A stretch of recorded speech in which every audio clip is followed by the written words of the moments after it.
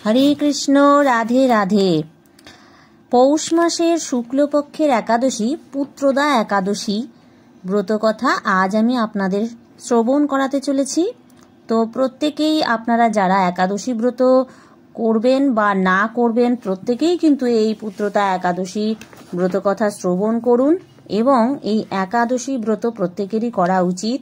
যদি নাও করে থাকেন তো অবশ্যই এই ব্রত কথা, ব্রত মাহাত্ম্য শ্রবণের মধ্যে দিয়েও ভগবানের কৃপা লাভ করবেন। তো পুত্রদা একাদশী। যুধিষ্ঠির বললেন, হে কৃষ্ণ, পৌষ মাসের শুক্লপক্ষের একাদশীর নাম কি? বিধি বা কি? কোন দেবতা ওই দিনে পূজিত হন এবং আপনি কার প্রতি সন্তুষ্ট হয়ে সেই ব্রতফল প্রদান করেছিলেন? কৃপা করে আমাকে সবিস্তারে তা বলুন। শ্রীকৃষ্ণ বললেন, হে মহারাজ, এই একাদশী পুত্রদা একাদশী নামে প্রসিদ্ধ। সর্বপাপ বিনাশিনী ও কামদা এই একাদশীর অধিষ্ঠাত্রী দেবতা হলেন সিদ্ধিদাতা নারায়ণ। ত্রিলোকে এর মতো শ্রেষ্ঠ ব্রত নেই। এই ব্রতকারীকে নারায়ণ বিদ্বান ও যশস্বী করে তোলেন। এখন আমার কাছে ব্রতের মাহাত্ম্য শ্রবণ করুন। ভদ্রাবতী পুরীতে সুকেতুমান নামে এক রাজা ছিলেন। তার রানীর নাম ছিল শৈবা। রাজ দম্পতি বেশ সুখেই দিন যাপন করছিলেন। বংশ রক্ষার জন্য বহুদিন ধরে ধর্মকর্মের অনুষ্ঠান করেও যখন পুত্র লাভ হলো না, তখন রাজা দুশ্চিন্তায় কাতর হয়ে পড়লেন। তাই সকল ঐশ্বর্যবান হয়েও পুত্রহীন রাজার মনে কোনো সুখ ছিল না। তিনি ভাবতেন, পুত্রহীনের জন্ম বৃথা ও গৃহশূন্য। পিতৃদেব মনুষ্য লোকের কাছে যে ঋণ শাস্ত্রে উল্লেখ আছে তা পুত্র বিনা পরিশোধ হয় না। পুত্রবাঞ্জনের এ জগতে যশলাভ ও উত্তম গতি লাভ হয় এবং তাদের আয়ু, আরোগ্য, সম্পত্তি প্রভৃতি বিদ্যমান থাকে।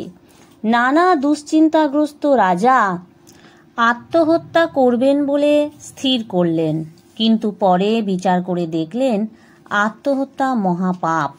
এর ফলে কেবল দেহের বিনাশ মাত্র হবে, কিন্তু আমার পুত্রহীনতা তো দূর হবে না।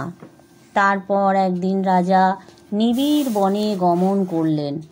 বন ভ্রমণ করতে করতে দ্বিপ্রহর অতিক্রান্ত হলে রাজা ক্ষুধা তৃষ্ণায় অত্যন্ত কাতর হলেন। এদিক ওদিক জলাধির অনুসন্ধান করতে লাগলেন। তিনি চক্রবাক, রাজহংস এবং নানা রকম মাছে পরিপূর্ণ একটি মনোরম সরোবর দেখতে পেলেন। সরোবরের কাছে মুনিদের একটি আশ্রম ছিল। তিনি সেখানে উপস্থিত হলেন। সরোবর তীরে মুনিগণ বেদ পাঠ করছিলেন। মুনিবৃন্দের শ্রীচরণে তিনি দণ্ডবৎ প্রণাম করলেন। মুনিগণ রাজাকে বললেন, হে মহারাজ, আমরা আপনার প্রতি প্রসন্ন হয়েছি। আপনার কি প্রার্থনা বলুন। রাজা বললেন, আপনারা কে এবং কি জন্যই বা এখানে সমবেত হয়েছেন? মুনিগণ বললেন, হে মহারাজ, আমরা বিশ্বদেব নামে প্রসিদ্ধ এই সরোবরে স্নান করতে এসেছি। আজ থেকে 5 দিন পরেই মাঘ মাস আরম্ভ হবে। আজ পুত্রদা একাদশী তিথি।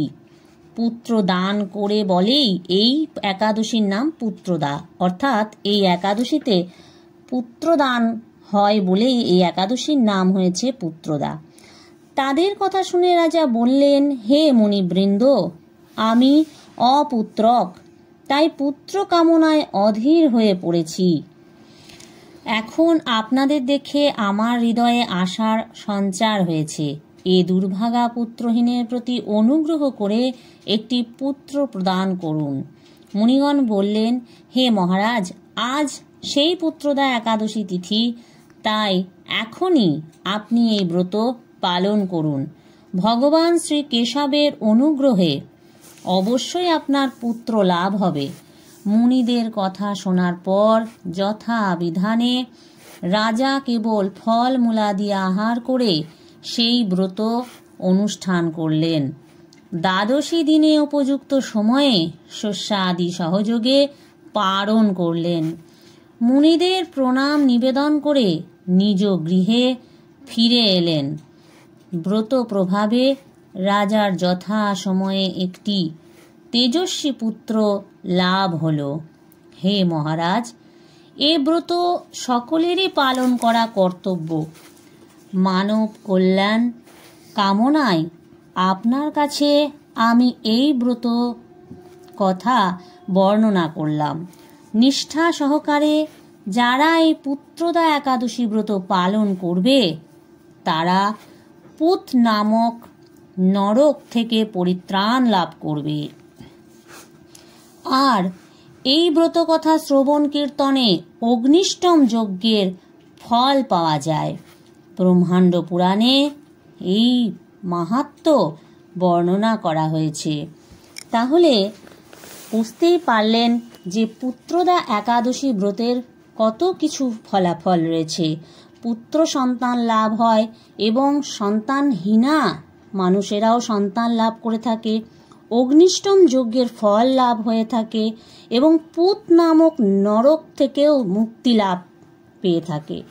এছাড়া যারা কৃষ্ণ ভক্তগণ রয়েছে, প্রকৃত ভগবানকে লাভ করতে চায় যারা, তারা কোনো ফলের আকাঙ্ক্ষা ছাড়াই এই একাদশী ব্রত পালন করে থাকে এবং প্রত্যেকটি একাদশী বিনা ফলের আশাতেই তারা পালন করে থাকে। তো ভগবানের প্রীতিবিধানের জন্য এবং সন্তুষ্টি বিধানের জন্য চলুন আমরা যারা সন্তান লাভ করেছি বা পুত্র সন্তান লাভ করেছি বা যারা এখনো করিনি, প্রত্যেকেই আনন্দের সঙ্গে ভগবানের প্রীতিবিধান ও সন্তুষ্টি বিধানের জন্য এই ব্রত পালন করি এবং ভগবানের কৃপায় আমরা অনেক অনেক ফলও লাভ করব এবং ভগবানের চরণে ঠাঁই পাব।